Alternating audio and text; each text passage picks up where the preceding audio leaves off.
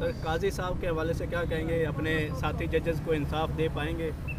देना चाहिए, दे पाएंगे या नहीं पाएंगे इसका तो पता चल जाएगा। इस किस्म की चीज़ें पहले भी बहुत हुई हैं जहाँ हमें मायूसी हुई है, मगर देना चाहिए। अगर नहीं दे सकेंगे तो फिर इस मुल्क में इंसाफ का निज़ाम सही तरीके से, अदालती निज़ाम नहीं चलता तो मुल्क नहीं चल सकता है। बाकी सारे तमाशे जो है वो काबिल कबूल होते हैं, मगर ये कि जो आपको इंसाफ देने वाले हैं वो खुद इंसाफ के तलबगार हैं, क्या मुंह दिखाएंगे बाकी लोगों को?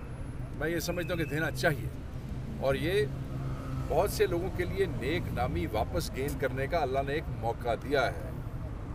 इस एक मौके पे अगर कोई हिम्मत कर जाएगा तो वो जो गंवा दी गई है ना नेक नामी, वो वापस भी मिल सकती है।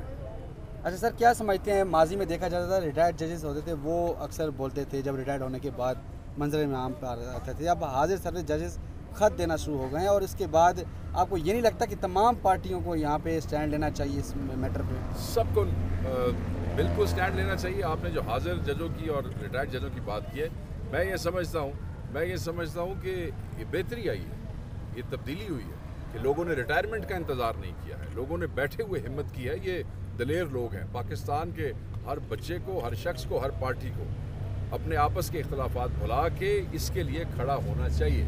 आज बहुत मायूस नज़र आ रहे हैं, इसकी क्या वजह है? जब आप हाई कोर्ट के बाहर से निकले हैं?